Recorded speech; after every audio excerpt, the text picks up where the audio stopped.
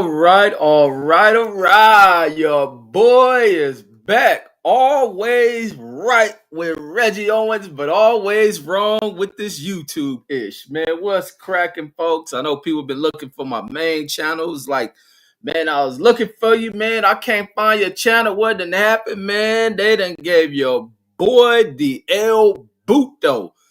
Done kicked me all the way to Pluto, man. So that other main channel is adios, man. So this goes down into I gotta have the record for the most for being terminated more than anyone probably on this shit. And don't even be intending this. So I'm gonna get it right one day. But these fools hit me up on some shit I had no idea about. So all 230,000 subs gone. But you see a boy crying? Not at all. It is business as usual. But let's get into this one. So that was just to put out for anybody looking for the main channel. That mug is gone. Adios, amigos. Out into the stratosphere, whatever out in the space. Denise Ward says masterpiece performance. And like I have in the title, I had no idea that this boy Terence was this goddamn great. Had no idea. I didn't even know where to even kind of benchmark with how good his skill sets were, the style in which he fought with. I'll always hear people make breakdowns on Terence, and I would disregard that because there's so much fanboyism in boxing and stuff. I'll never listen to it. And then not seeing Terence getting the greatest of opportunities against some of the other hot name boxers that were out there and not nothing of his own doing. It was for the fact that his career was being railroaded by his own promoter, railroaded by other fighters, railroaded by sanctioning bodies, railroaded by other promoters on the other side, railroaded by networks that, this guy was not given the opportunities. His own promoter stopped him from getting the opportunity of fighting Manny Pacquiao. And to where guys in the other promotional outfits end up getting their opportunities with Manny Pacquiao, when his own goddamn promoter, who they shared, stopped him from that opportunity. And to having which people view as the torch being passed over to him by going in there and being able to share the ring with a Manny Pacquiao, who's a legendary guy, and seeing if he can defeat him. Pacquiao went to the other side and got opportunities with those guys over there.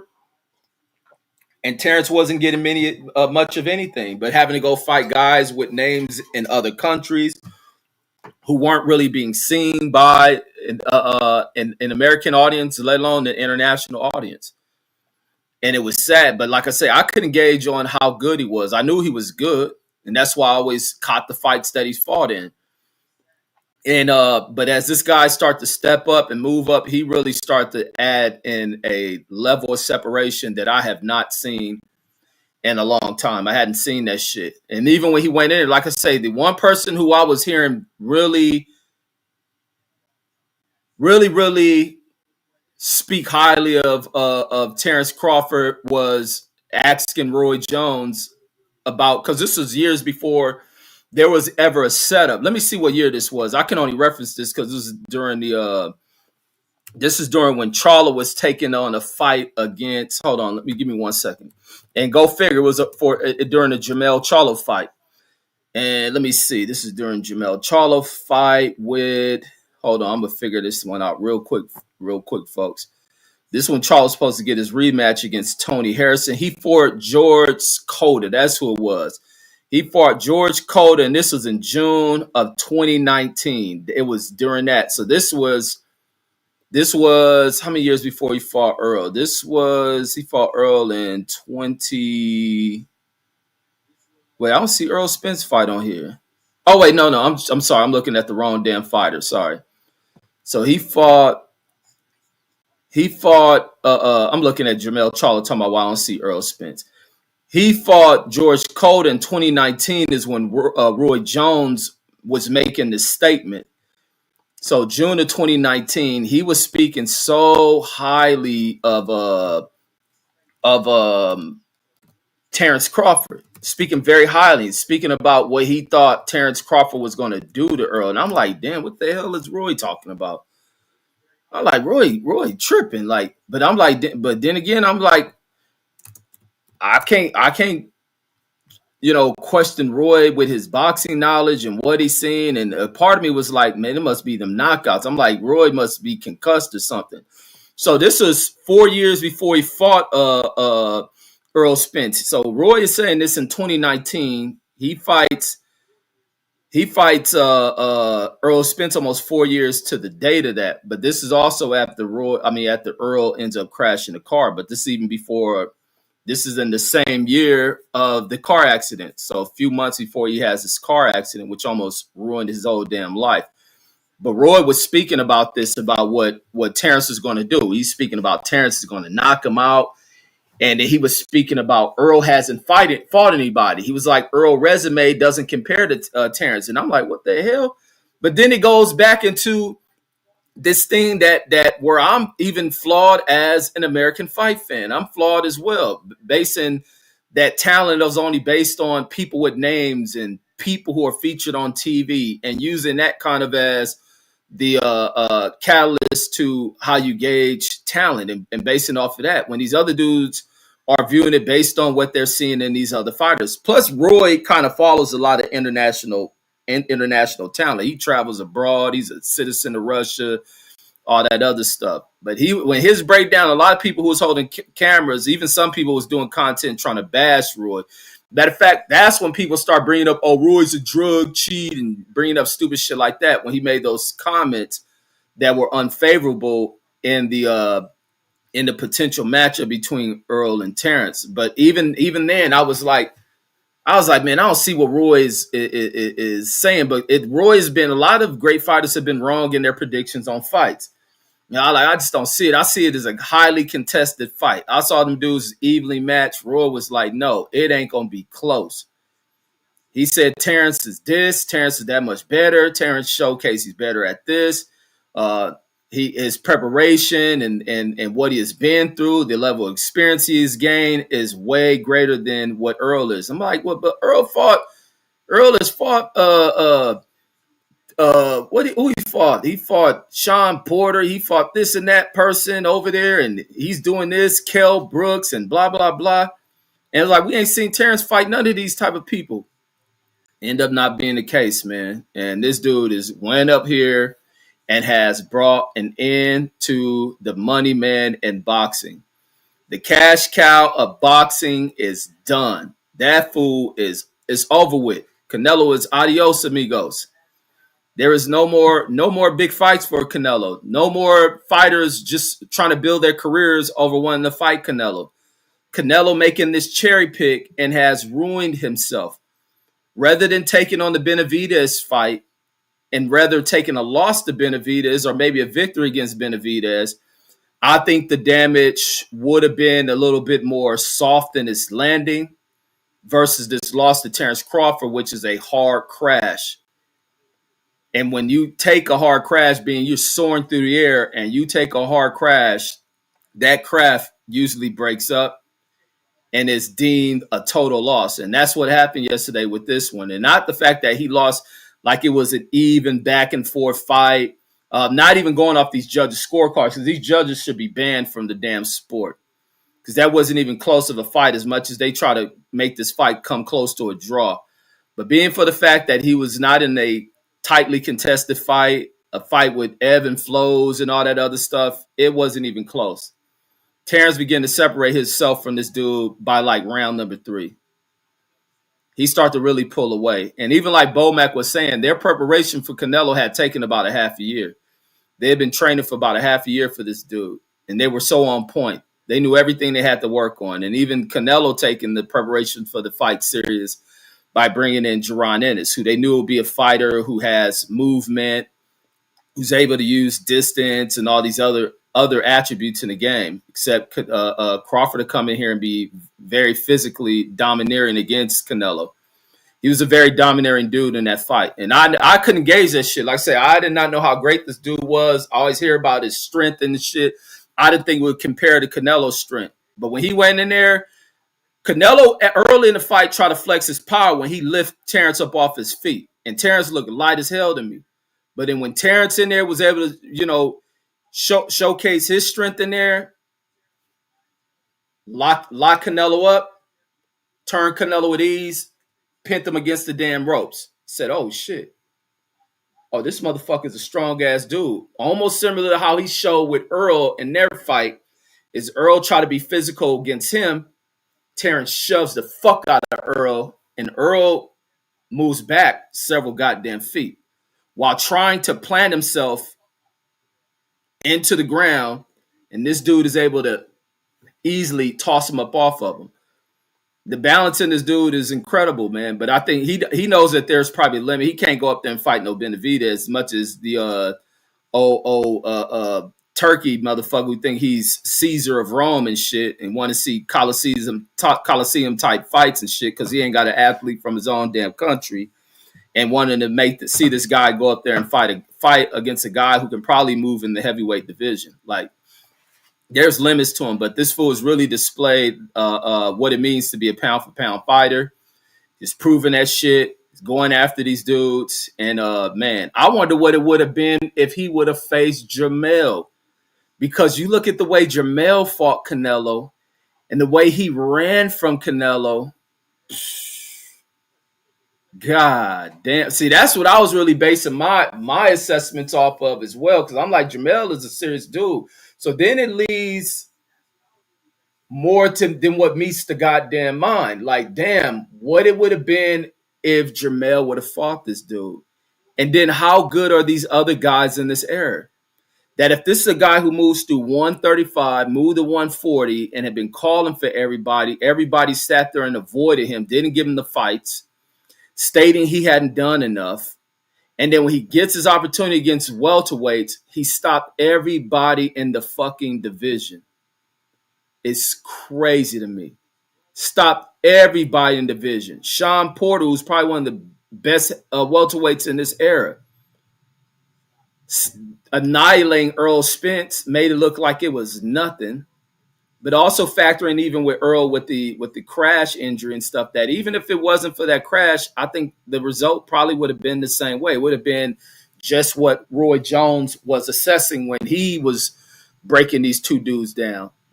It's crazy, man. And it's good to see a guy who these opportunities may have never been afforded to him to finally get his accomplishments. This guy just stayed locked in, stay patient, never fucking complain. Never complained at all, man. A lot of people complain through this shit. A lot of people listening to these fans. He signed a contract. He stayed grounded, stayed with his eye on the damn prize, and he knew the door would open up. And it starts with Bob Arum and the ill shit he stated about him. Then yesterday, going into watching anyway, Bob Arum got his number one fighter fighting on goddamn Facebook last night. And that anyway motherfucker bad as fuck too, homie. I gotta re-upload that damn fight. I gotta see if I can get it off the StreamYard thing. But that fool anyway's a bad dude, homie. That fool's a bad dude.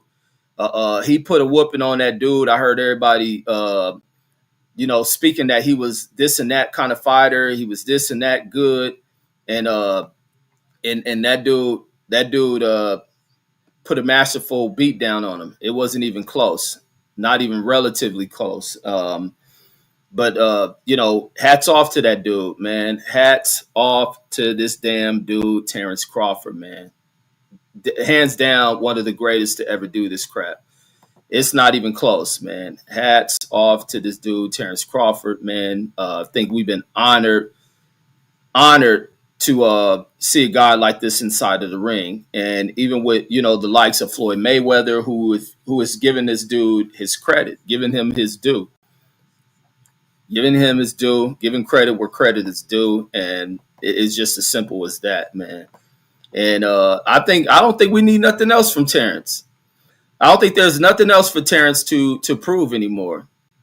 I think he can go ahead and sell off, man. You can just go ahead and sell off and call it a story, man. Call it a story and wrap it up, man. enjoy his family, and hopefully he was broken off with a lot of money. Hopefully he was broken off with money he can retire from. Canelo is said as well, if it's true that he will walk away with 100 million. And that's the other thing with boxing is the pay structure, man. That pay structure shit got to change. Alexander Wilson says last night event says that didn't involve any traditional boxing figures, solidified that the old ways should be over with. And this other thing, and just like the old way, the way in which fighters are paid should be over with. I don't think it should be to where you come in as a name or you're the star of boxing that it guarantees you to walk away with this large amount of money. Because it's almost like you're counting for this person to just be dominant and whoop over somebody that he's guaranteed $100 million win, lose, or draw, when it should be an incentive. That large amount of money should be the incentive to a winner and to both guys going into a fight. If you wanted more, then you fight harder for it. Now, Canelo goes in here and he's walking away with that kind of money in a fight and where he was really washed in that shit. And then the real hungry fighter ends up walking with way less. Huge percentages less than what the guy who loses the fight walks away with. I think boxing purses or the pool of money should be broken down into a lion's share type thing. If you're a big name fighter, then maybe it should be 70-30, something like that. If the pool for the fight is 150 million, 200 million, the winner, the person who's victorious in that fight, walks away with either 60 or 70% of the lion's share. That shit is lion's share money. Not guaranteed, because the money guaranteed to certain fighters because of the name is almost similar to, you being part of one of the television networks and you just staying there. You like acting like you're guaranteeing shit. Alexander Wilson says Turkey did say that Crawford promised him another fight, says after the Canelo fight. So we shall see. Yeah, I want to see who it would be. Who else is at 168? Or will Jaron Ennis make the move up there? Jaron Ennis should make the move up there. Being if that's the fight they've been calling for, you didn't work with Canelo, go in there and prove to the world what Canelo can do and fight this guy. Make big money. It should be a big money fight. None of this talk about the black fighters. That kind of language needs to be expunged from it. Sports fans have to wake up and start being fans of the sports, because it's very true when they say that about black fans. Because you listen to black fans' sports conversations, they always pitting one great fighter against the other one, and it's act as if the two cannot exist in the same time period or in different time periods. There's always one has to be eliminated. We have to minus one in order it just to only be one, and that's one of the most ignorant concepts of acceptance that black people go into conversations of greatness and who's the best at this and that. Like, hell no. And Jaron Ennis can do it. Because like I said, my thoughts changed like late after listening to a Devin Haney interview and him speaking about, these guys fighting at their natural weight. Because that's the other thing. I don't be knowing how strong some of these motherfuckers be, how not strong they are, and the translation of their power moving up. All I'm knowing is Crawford is starting out down at 130 and moving up. I didn't know people cut that damn much damn weight.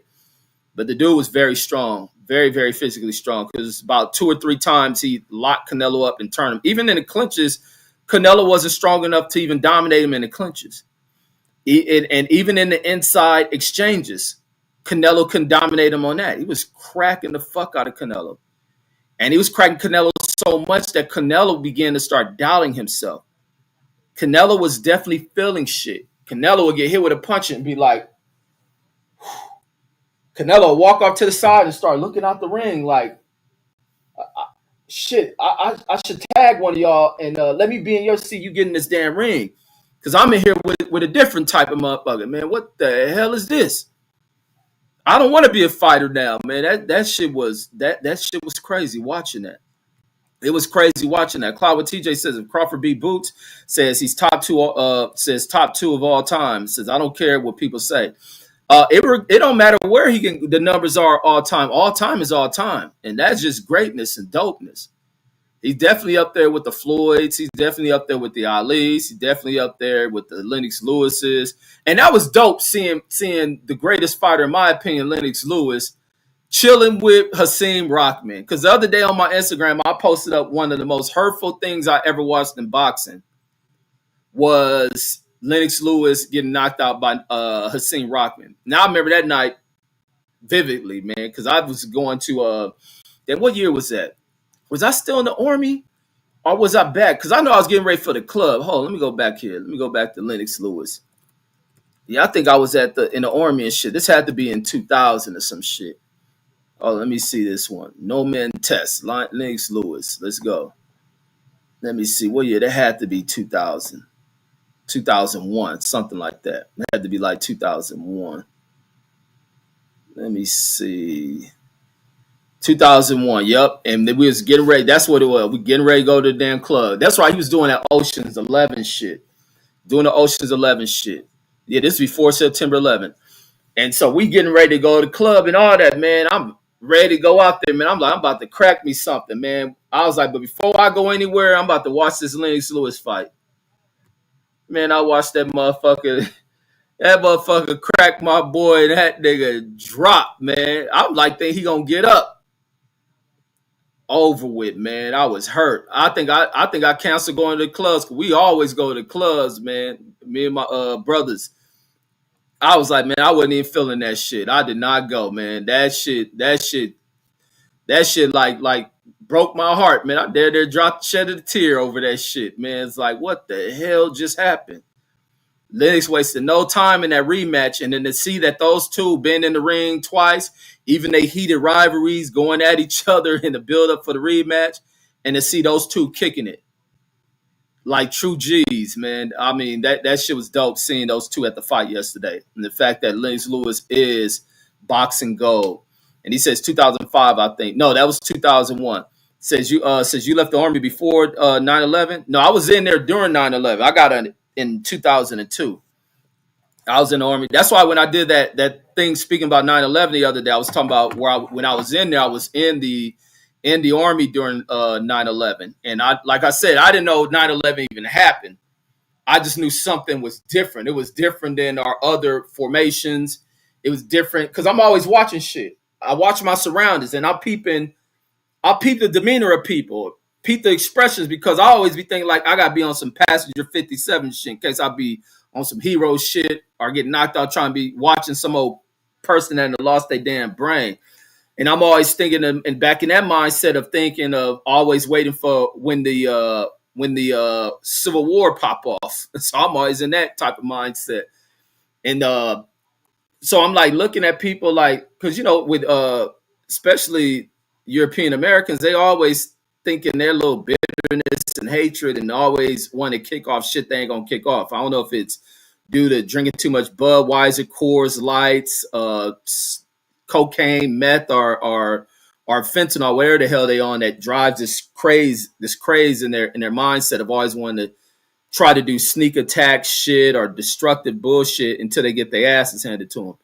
So I always peep that shit. I'm looking at the on the base, American flags flying off trucks. Like, what the hell is this shit? What was this fool sending a message to each other?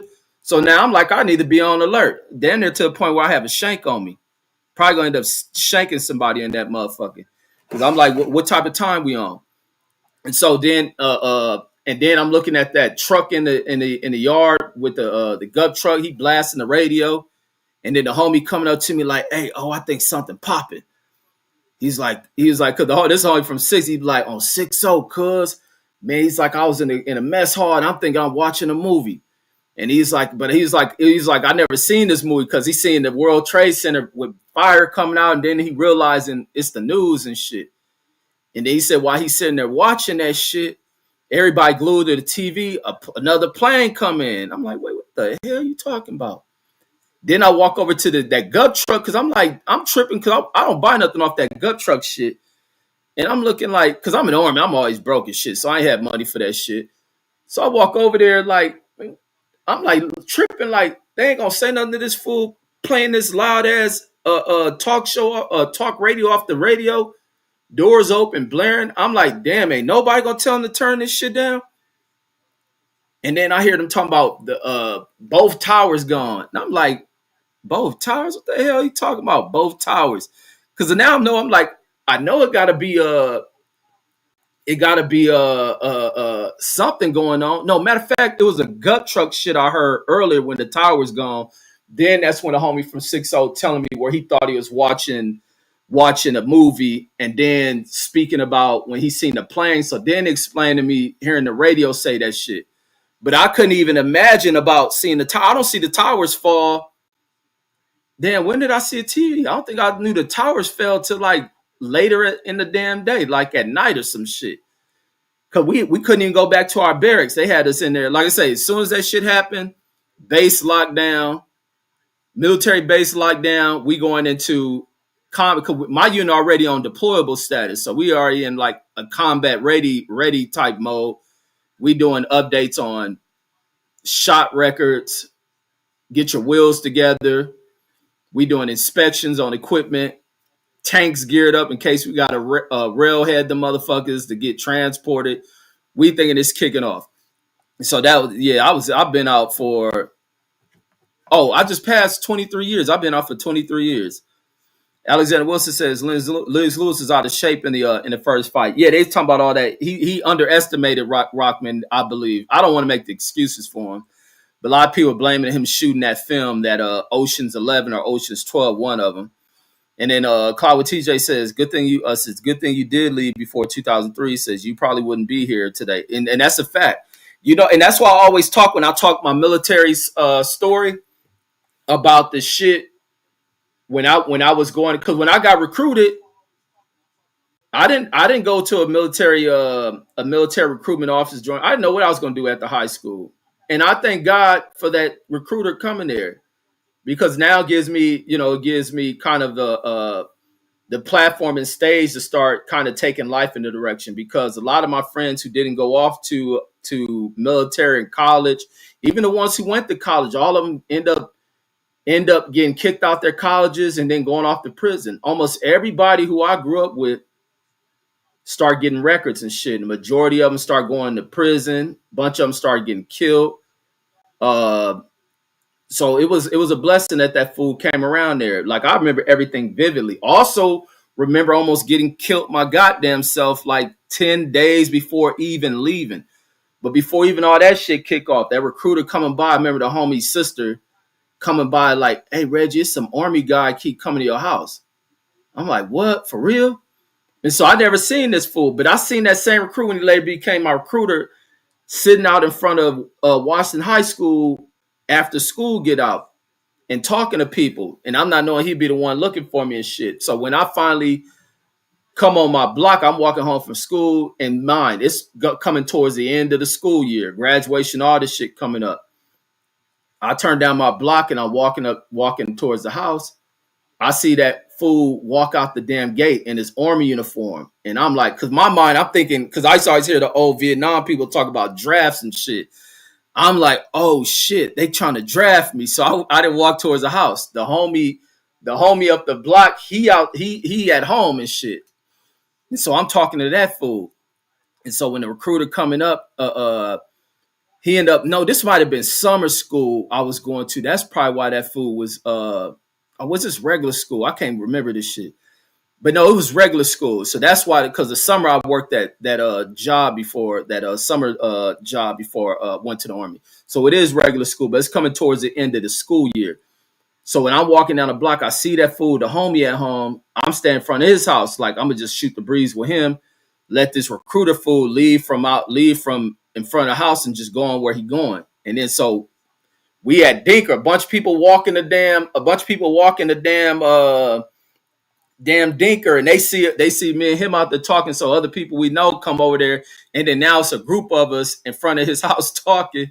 That recruiter come driving up after he leave. He stopped right across the street and get out his car, and I'm looking like, oh fuck. And in my mind, I'm like, damn, this fool about to snatch me up. Like, I'm thinking some draft shit.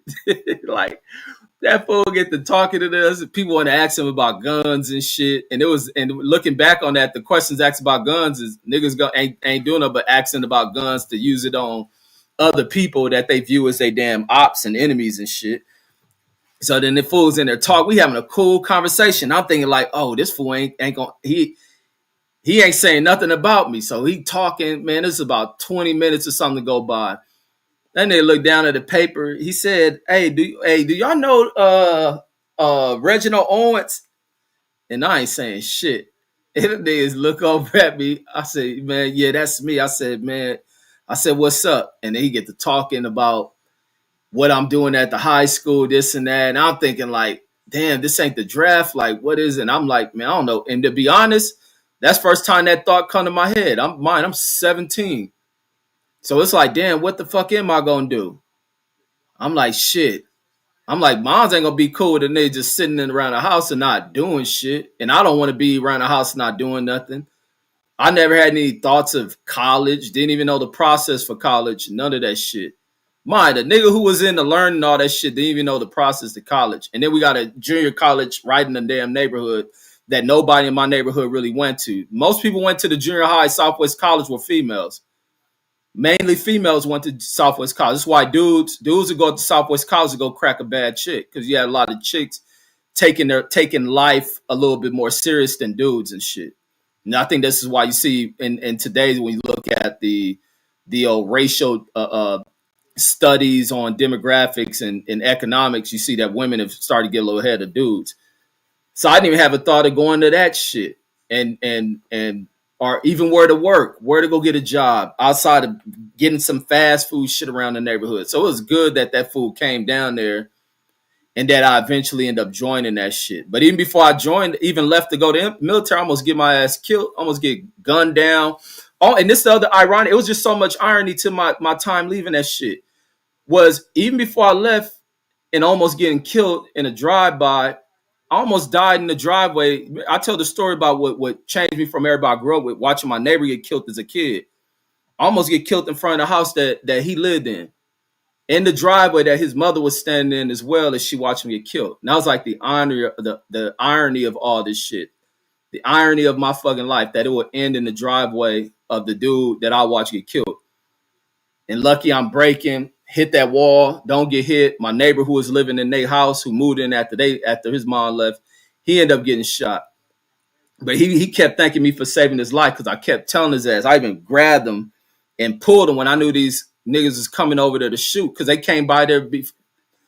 They drove by there on a mission about to kill everybody. 3 cars deep. I'm over. My mom just come home. I go talking to her. And while I'm sitting in our driveway talking, that last car swerved to get close to the curb, like it was going to take the parking spot. I see a pistol point out that back window. They don't get off because a car coming the other way. And I knew that's why they didn't get off. They would have got off there they would have killed a bunch of them niggas there, because they backs turned, talking to each other, not paying attention. They'd have killed them fools. And so when I'm looking, I don't start on my mom. They don't get off. I tell her, all right, mom, I'm going to go talk to them. I'm about to come right in the house, just so she can go in, because I know them fools is coming right back. And when I go to tell them fools, like, man, y'all ain't got no pistol out here. I said, y'all ain't see that shit? And then my boy Andre, he was like, I thought I saw something. Andre fucked up. He ain't no person who can move and run like that. I said, man, Dre, you need to go. And I said, but no, I said, come to the house, because I know these fools definitely coming back around here. You don't need to be caught slipping and shit. And I tell them fools, y'all ain't got no pistol. They're like, no, fuck them fools. And then here come my neighbor. My neighbor on dialysis. He already fucked up. He do dialysis. He got all them bumps all in his arm from them needles from dialysis. He got to do all the time. I'm like, hey, Eddie, you got to go in the house. He tipsy. Usually Eddie tripping to people in front of his yard. Eddie banging music. He ain't tripping like that.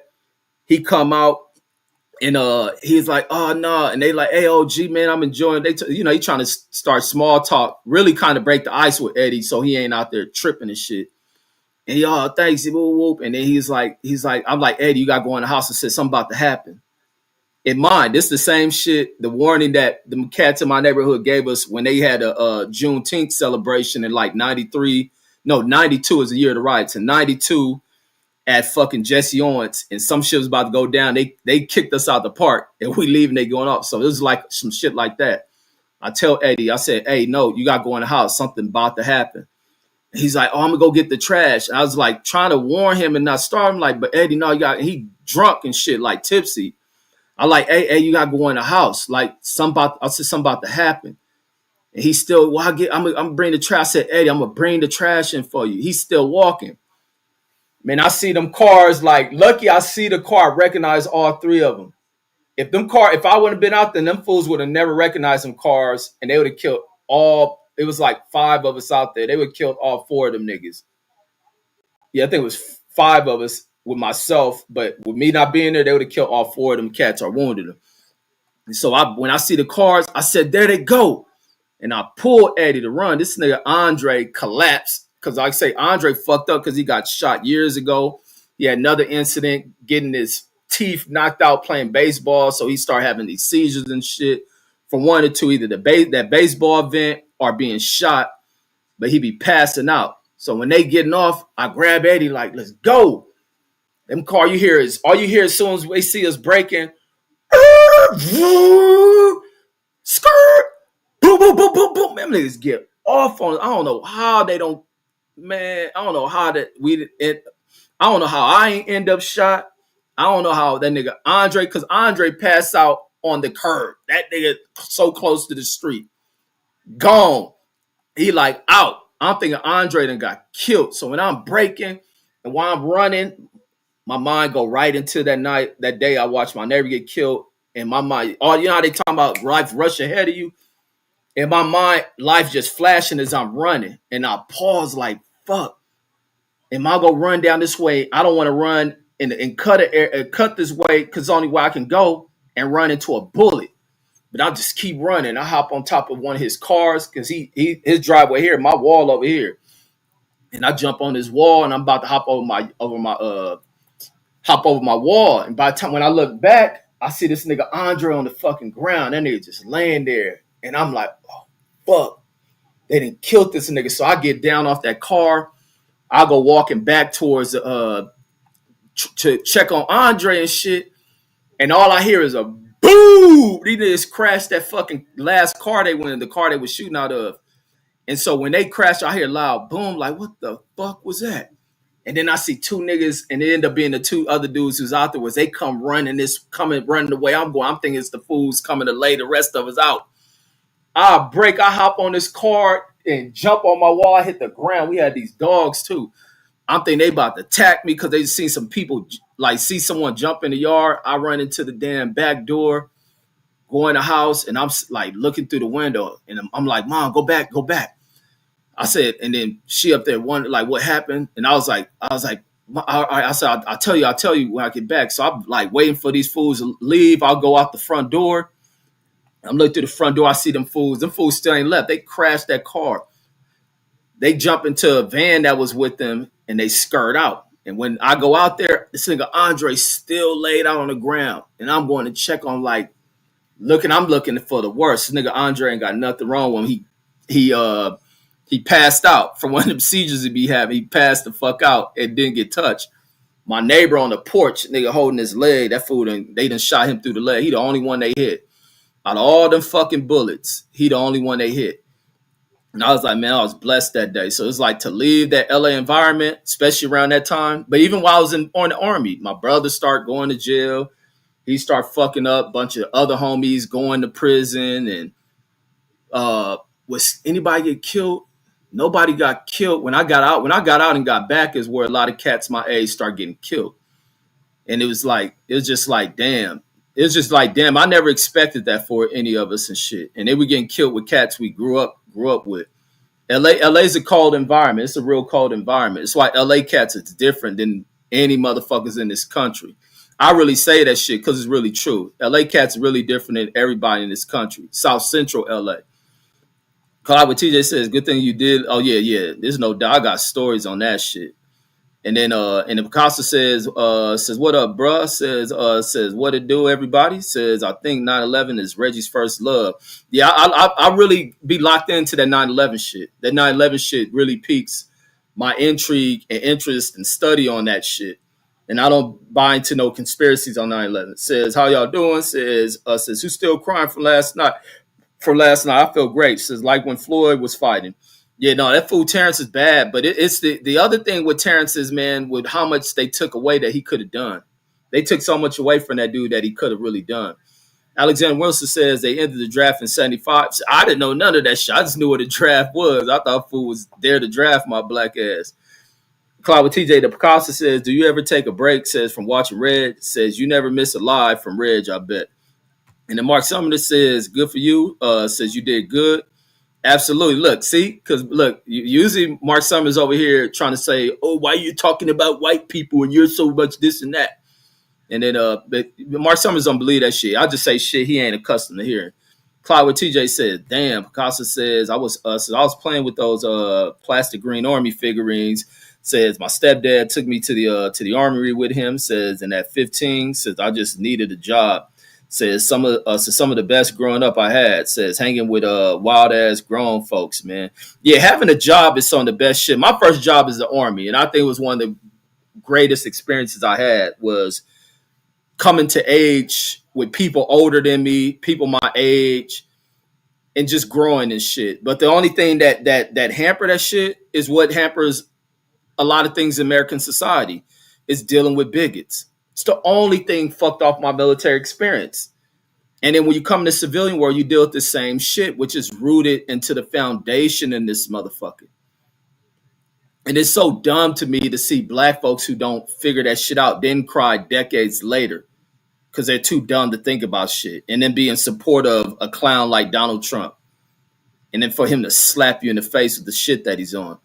But the only thing that hampered the military experience was dealing with bigots, who I wasn't about to turn turn the other cheek or tuck my tail to none of that shit, and treat it like, oh, this is just the way things are. Like, fuck that. No, things are the way they are because people sit there and accept this shit and allow the status quo of treatment to kind of go on about. Like, I wasn't right with none of that shit.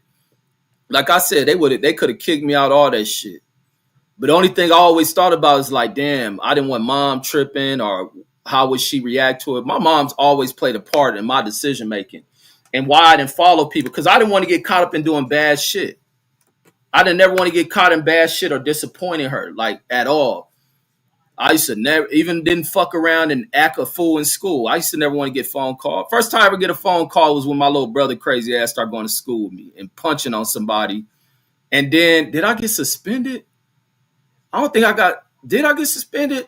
I don't even know if I got suspended. I think I got sent home later in the day that shit happened. But never been suspended. I never got suspended from school like that. I got suspended. I don't think I ever got suspended from school. I wasn't on that shit. I never wanted mom to having to deal with me. My brother was already enough for her to deal with, because that motherfucker ended up being so goddamn bad. And I used to not believe he was as bad as he was. I never really almost going in. I know how great Terence Crawford was. I didn't know how bad my brother actually was. I just didn't view him as being that. And like I said, I never wanted to disappoint my mom. My mom meant everything to me. I never wanted to disappoint her. Even if it came down to wanting to do some bad shit, because it's just, young dudes have a tendency to want to do bad shit. I always thought about her, not wanting to disappoint her. And plus, I ain't want her to whoop my ass, because she would whoop your goddamn ass. And so that meant more to me than trying to impress people or make people laugh off of some shit. I made people laugh enough from jokes all the time, like always joking or clowning or some shit. But then do it to where I don't want attention from a teacher and then, getting calls home. But yeah, going to the army was a great experience and shit. And I wish more people would have left. But the only thing that stood in the way from that shit turned into a 20-year career is I wasn't about to put up with them rednecks. And then I was like how I get kicked off of this shit, same shit with the military, of dealing with Article 15s and them wanting to demote me and shit. And it's crazy. Like, are you dealing with that shit? And that's one of the things when Biden promoted the general, damn, what was that black dude name? General Austin. The thing is named General Austin. When he was Secretary of State, his first thing to dealing with, and the reason why so many bases names start being shifted away from Confederate generals and shit, taking their names off of shit, was weeding out racism in the military, because the shit is in there. Reg wasn't taking none of that shit. It was nothing for me to be ready to knock on one of his. I wouldn't give a fuck. You was my battalion commander. It was on with you, all of that shit. Like how we grew up where people trip on gang shit. I never tripped about the gang shit. I'm gonna trip on you on some race shit. I'm gonna trip on you about bigotry shit that matters. You holding back people from moving forward. I've been like that with jobs, all that shit. Watch people get overlooked in promotions and beyond that shit. Like and like all the time, I always been like I say, I'm always right, homie. Even when people think I'm wrong or my approach down the line, nigga, I'll be always right. And motherfuckers be like, damn, you was on point. I didn't figure out what you were saying about it, but damn, you were right on that shit. And that's why I be throwing that shit in motherfuckers' face. I'm always right. Because my approaches may seem wrong to people, but down the line, I was correct in the way I went about the shit. Even with it's harsh and putting myself in jeopardy of losing everything, from spitting on that motherfucking captain, just everything I did, all them Article 15s I got and shit. Man, fuck, I was right with that shit. I ain't about to put up with you punk ass people and what you think, whatever the fuck y'all, the philosophies and thoughts that come from hundreds of years ago. Y'all got the game fucked up. Like I stayed with that shit. I be really looking back on that shit all the time. Like, damn. And to be, I'm a good kid. I ain't one of these fools out here just moving recklessly and shit. But I'm a stand for shit that's for a purpose and shit. I ain't gonna die for nothing. I ain't gonna fall for nothing. And then Costa says since I was Rolling Stones back in the since back in his days, huh? Says Reggie Owens. So Jesse Owens was a Rolling Stone back in his days. I don't know what that fool was. He probably was in Germany fucking Hitler bitches though when he was over there. And then Boycott says great men defend children. Says they do not participate in fundraising activities for Netanyahu. Exactly. And somebody put up a one of the homies sent the video about that dude, George Rockwell, that Klans dude, or that American Nazi dude who ended up being knocked off by one of his own people. And I was going to do a video on that shit on Rockwell. I was going to do a video on that clown about how he was knocked off. And the speeches he'll go around spewing out that hatred shit and all that other shit. And only for him to get knocked off by one of his own. And the person who went to jail behind that shit, he's still living and shit. He's still living and he's still on that ignorant ass shit as an 80-year-old. And the Picasso says, Cloud with TJ says, how you know how much I'm here? It says, don't tell me Reggie out here hiring folks to monitor the chat. Says respectfully, says I don't owe nobody an explanation. Says I just do what I want. Exactly, Picasso. Exactly. But yeah, but that shit with this fool Crawford, man, is an amazing fighter. I had no idea that this fool was this goddamn good. He was that damn gifted. No knowledge of none of that shit. And the fact that it's over with for Canelo. To be honest about that shit, it is over with. I don't think there's no coming back from that shit for Canelo, man. And I know a lot of his fans are out here butthurt. They are probably flipping on him. They have betrayed Canelo. It's bad out here for Canelo, man. And I feel sorry for him. And it just shows how fair weather a lot of the fans can be with these dudes. But man, Canelo makes no excuses. Canelo was like, man, this dude was better at everything. He was better at everything. There's nothing he can do with that dude. And that's kind of a hard thing to kind of have to accept.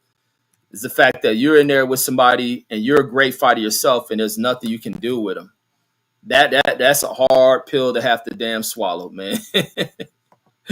He just has to accept that shit. Like, man, this motherfucker is just that bad. He was just that badass and there was nothing I can do. Nothing I can do with this fool. Like, man. And man, you can't do nothing but tip your hat off to this dude Crawford. But it's unfortunate. His opportunities come so damn late in his career. So late in his career. He didn't really have these defining trilogies, rematches against, kind of a counterpart he should have been in the ring with, and that being an Earl Spence, a Danny Garcia. It should have been the Keith Thurman. He should have had a Pacquiao under his belt, and he didn't get those opportunities.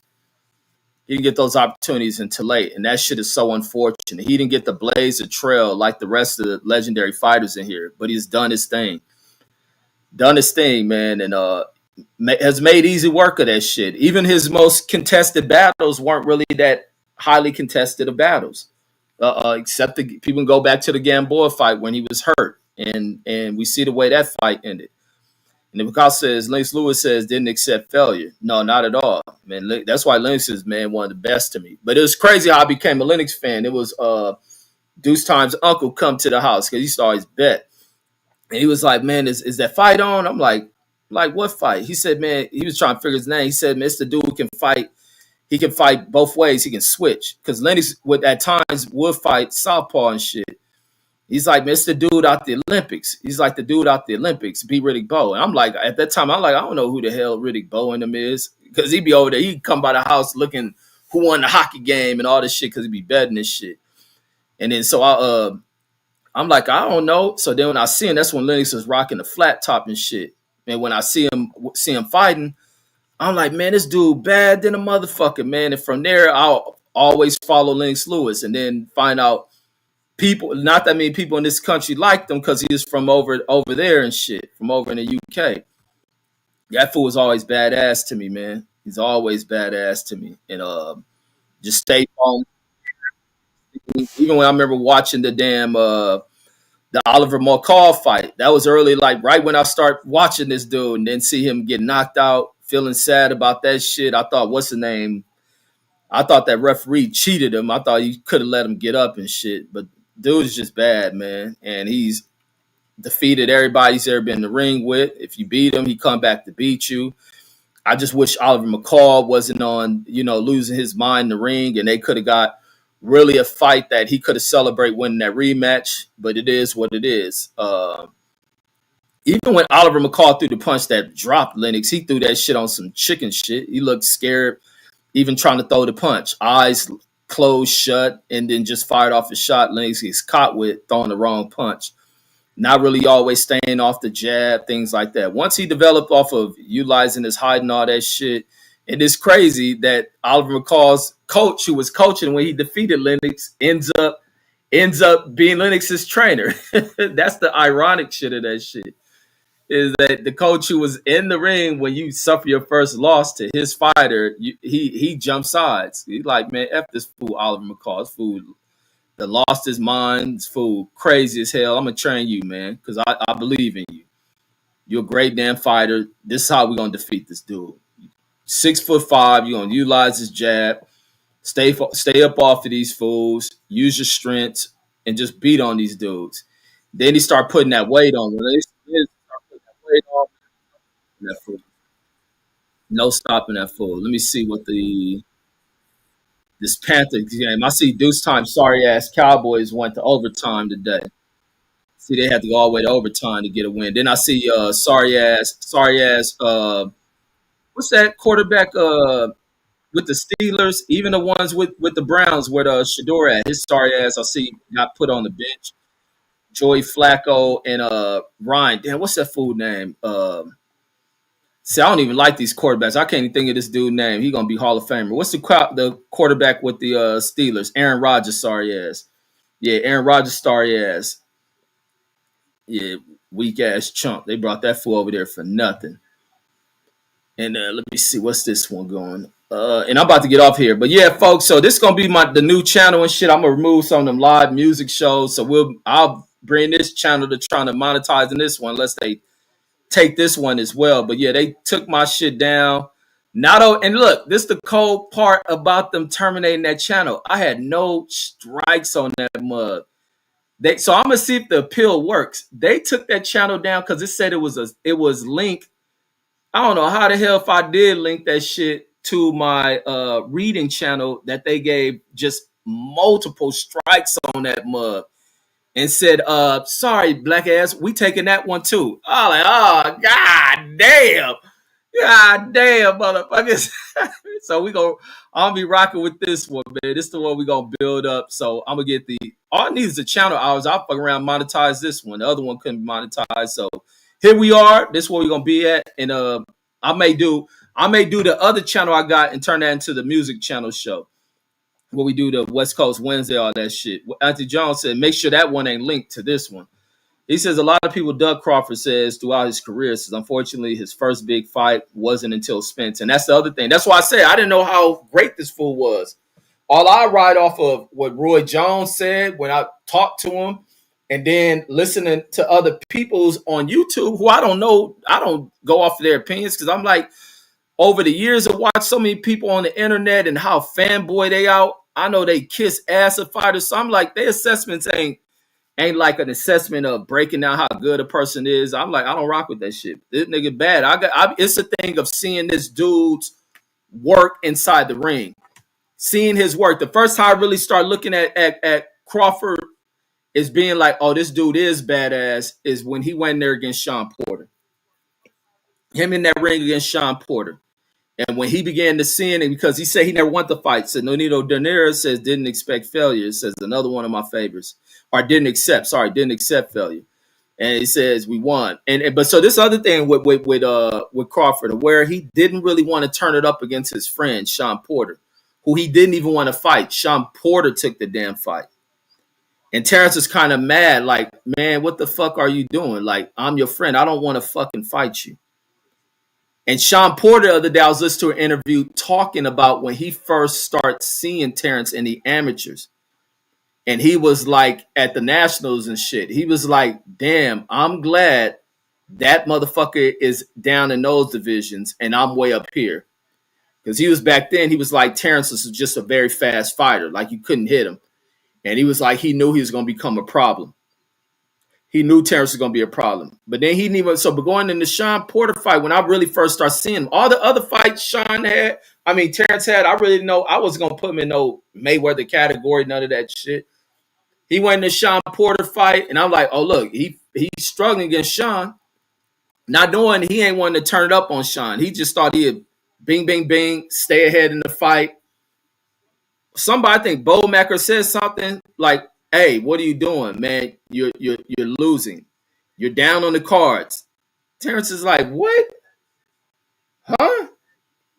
Man, he turned that shit into a different fight. Even Sean Porter's father was like, no, I'm not about to allow you to get hurt. You already ready to retire. This kid will hurt you. And mind, these are dudes at their peak physical health. And you have to face the realization that this other peak physically healthy and gifted fighter can hurt you. I'm taking you out the fight. When he turned it up and drop Sean, Sean gets up, ready to go back in the fight. I think he gets dropped again or something like that. And his dad said, no more.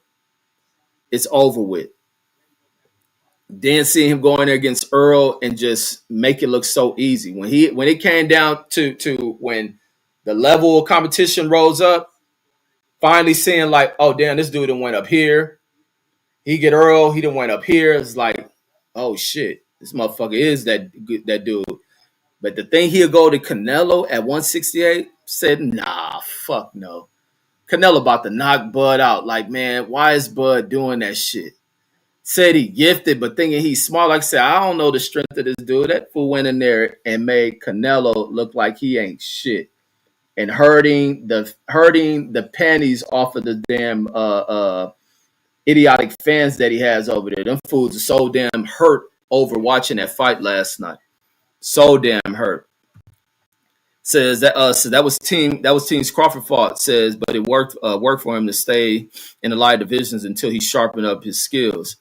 And then Mark says Crawford always been bad. Says, but he fought so many bums. Says it's hard to really tell. And that was it. I couldn't tell nothing about how good he was at all. At all.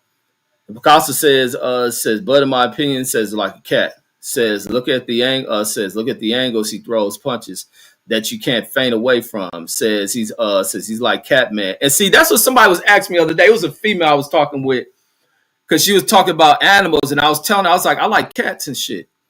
I like cats like a motherfucker. A lot of people don't get that, man, how tough these animals are, man. Very, very tough. And then when you look at the motherfuckers from a fighting standpoint, cats get busy. Them some fighting ass motherfucking animals, homie. And a lot of people don't see that shit. But I was telling them, man, them animals of a boss. When you're a boss like motherfucker, you own cats and shit. But a lot of people don't see that. But when you reference about fighting and shit, people always are referencing to cat-like reflexes and all that other shit. because you look at the motherfuckers. When you talk about the animal kingdoms and some of the toughest animals, it always reference back to a cat, a lion, tiger, a fucking leopard, jaguar, that shit. And even in your regular cats, like the motherfuckers, some fighting ass animals, and then they real relaxed, real reserved and shit. They had the eye to turn. The motherfuckers even loke up on dogs and shit. He's always like that shit. Y'all like cats and shit like a motherfucker. And the TV says, I remember when he fought Breedis Prescott, says on HBO, says as a late replacement, says never in a million years would I've ever thought that he would be this great. Says and go up against Canelo. And I never thought that shit neither, homie. I never thought that shit neither. I did not know this. I don't even remember him fighting the Breedis dude. And then in some of his fights, I was just not entertained with it. Like, oh, he fighting this dude. Okay, I'll watch this. I remember watching the Gamboa shit because I knew who Gamboa was. I know so much about Terence. And then even when he fought the Post-Style dude, was it Post-Style? Whatever he had, they going back and forth. And that was kind of a back and forth fight, tough fight. And then discount that one because I'm thinking like, who this Post-Style dude? Don't think nothing of him. Post-Style being top tier dude. Even the damn what is the name? What's the African dude he beat up? Ndongo. Even not realizing how good an Ndongo probably was as a fighter and discounting that shit. But then when he gets to welterweight, he's not getting the fight. Seeing him beat up the guy who beat up Pacquiao, the Australian dude. I didn't think nothing of that shit. Didn't think nothing of Egas Klimas. Didn't think nothing of the Cuban fighter that he whooped the ass of. Just don't think nothing. Top Rank really fucked that dude's career off, as well as the other promoters not working together. And man, like you said, I never thought in a million years that this dude was this fucking good. Never thought in a million years, because this guy would fight at this level, and then he could take that shit up 20,000 levels. And then to watch Canelo get in there with big dudes who ain't never worked him like this is crazy to me. Watch Canelo fight bigger dudes and his power affect these dudes. Never in a million years did I think this motherfucker would do this shit against Canelo. Watching Jermell Charlo, who I thought so highly of in that boxing shit, run in fear from Canelo. Never in a million years did I think this fool was this fucking good. Like, man, but like I said, when I make an assessment and a fighter prove me wrong, I rock with that shit. I'm a boxing fan.